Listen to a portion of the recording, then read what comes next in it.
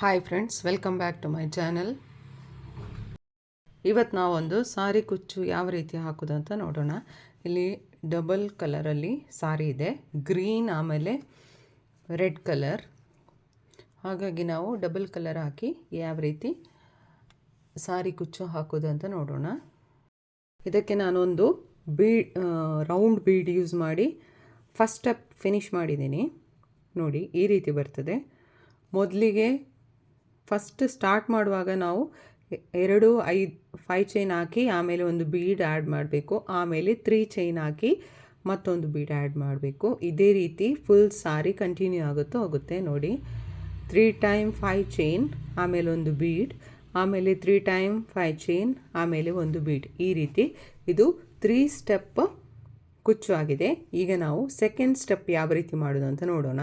ಇಲ್ಲಿ ನಾನು copper colour thread use ಮಾಡಿದ್ದೇನೆ, ಹಾಗಾಗಿ ಸೆಕೆಂಡ್ ಸ್ಟೆಪ್ ಕೂಡ ಕಾಪರ್ ಕಲರ್ ಥ್ರೆಡ್ಡಲ್ಲೇ ಕಂಟಿನ್ಯೂ ಮಾಡ್ತಿದ್ದೇನೆ. ನಾವು 5 ಚೈನ್ ಹಾಕಿರ್ತೀವಲ್ಲ, ಅಲ್ಲಿಗೆ 5 ಚೈನೇ ಹಾಕಬೇಕು. ಆಮೇಲೆ ನೆಕ್ಸ್ಟ್ 5 ಚೈನ್ ಏನಿದೆ ಅದಕ್ಕೆ 3 ಚೈನ್ ಹಾಕಿಬಿಟ್ಟು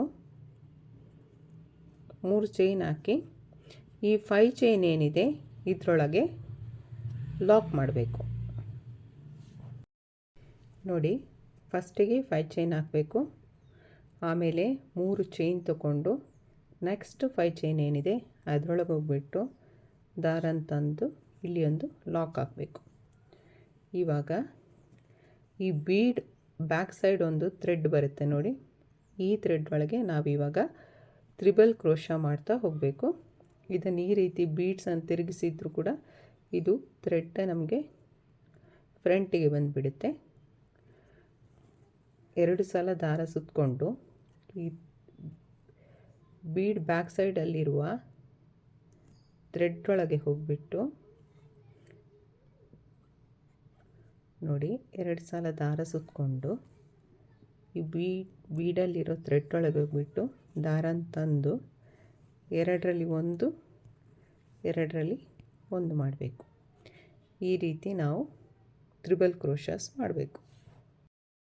ನೋಡಿ, ಸೂಜಿ ಮೇಲೆ 2 ಸಲ ದಾರ ಸುತ್ಕೋಬೇಕು. ಈ ಥ್ರೆಡ್ ಒಳಗೆ ಹೋಗ್ಬಿಟ್ಟು ದಾರನ ತಂದು 2ರಲ್ಲಿ 1 2ರಲ್ಲಿ 1 2ರಲ್ಲಿ 1 ಈ ರೀತಿ ತ್ರಿಬಲ್ ಕ್ರೋಶಸ್ ಈ ಬೀಡ್ ಫುಲ್ ಫಿನಿಶ್ ಆಗೋವರೆಗೂ ನಾವು ಇಲ್ಲಿ 12 ತ್ರಿಬಲ್ ಕ್ರೋಶಸ್ ಹಾಕಬೇಕು.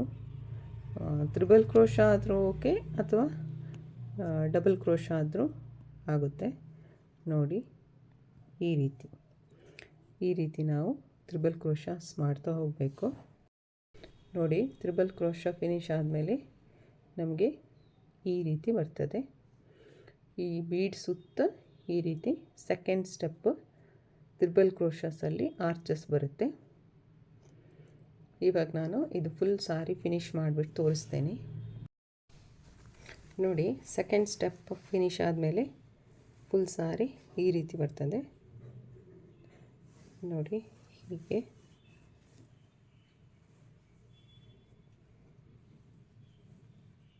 ಇವಾಗ ನಾವು ಇದಕ್ಕೆ ಥರ್ಡ್ ಸ್ಟೆಪ್ ಮಾಡುವ. ನೋಡಿ, ಇದರ ಮೇಲೆ ಇವಾಗ ಥರ್ಡ್ ಸ್ಟೆಪ್ ಮಾಡುವ. ನಾನಿಲ್ಲಿ ಥರ್ಡ್ ಸ್ಟೆಪ್ಪನ್ನು ರೆಡ್ ಕಲರಿಂದ ಹಾಕ್ತೇನೆ. ನೋಡಿ, ಈ ರೀತಿ ಮೊದಲಿಗೆ ಇಲ್ಲಿ ಲಾಕ್ ಇದೆ ನೋಡಿ, ಆ ಲಾಕಿಗೆ ನಾವು 2 ಟೈಮ್ಸ್ ಲಾಕ್ ಮಾಡ್ಕೋಬೇಕು.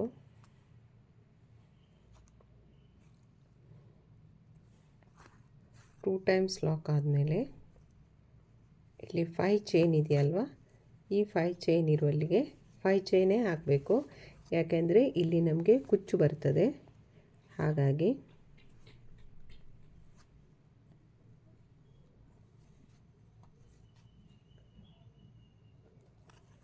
5 ಚೈನ್ ಇರುವಲ್ಲಿಗೆ ಲಾಕ್ ಮಾಡಬೇಕು. ನೋಡಿ, ಈ ರೀತಿ ಇಲ್ಲಿ ನಾವು ಕುಚ್ಚು ಹಾಕಲಿಕ್ಕೆ.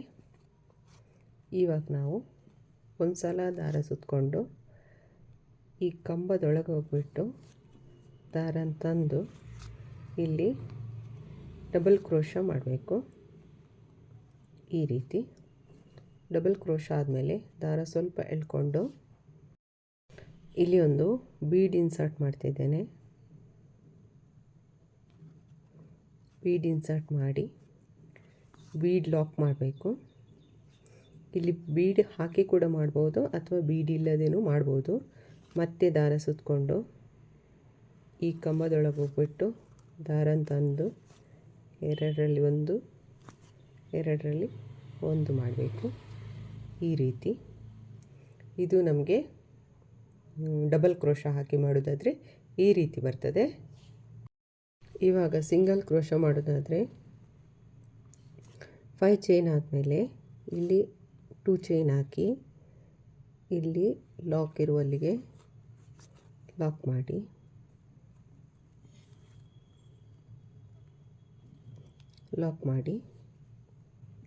ಇವಾಗ ಇಲ್ಲಿ ಸ್ವಲ್ಪ ದಾರ ಎಳ್ಕೊಂಡು ಇಲ್ಲಿ ಈಗ ನಾವು ಬೀಡ್ ಇನ್ಸರ್ಟ್ ಮಾಡಬೇಕು. ಒಂದು ಬೀಡ್ ಇನ್ಸರ್ಟ್ ಮಾಡಿ ಬೀಡ್ ಲಾಕ್ ಮಾಡಿ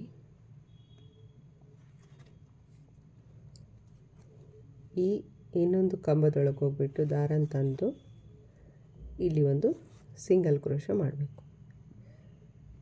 ಈ ರೀತಿ ಇದೇ ರೀತಿ ಕಂಟಿನ್ಯೂ ಆಗ್ತಾ ಹೋಗುತ್ತೆ. ಮತ್ತು ಇಲ್ಲಿ ದಾರ ಸ್ವಲ್ಪ ನೋಡಿ, ಸ್ವಲ್ಪ ದಾರ ಎಳ್ಕೊಂಡು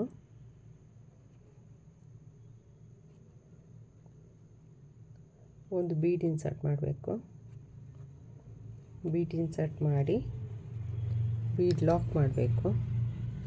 ಬೀಡ್ ಲಾಕ್ ಆದಮೇಲೆ ಇನ್ನೊಂದು ಕಂಬದಲ್ಲಿ ಇನ್ನೊಂದು ಸಿಂಗಲ್ ಕ್ರೋಶ ಹಾಕಬೇಕು. ಈ ರೀತಿ ಇಲ್ಲಿ ಫುಲ್ಲು ಬೀಡ್ಸ್ ಬರುವಾಗ ಲುಕ್ಕಾಗಿ ಕಾಣಿಸುತ್ತೆ ನೋಡಿ.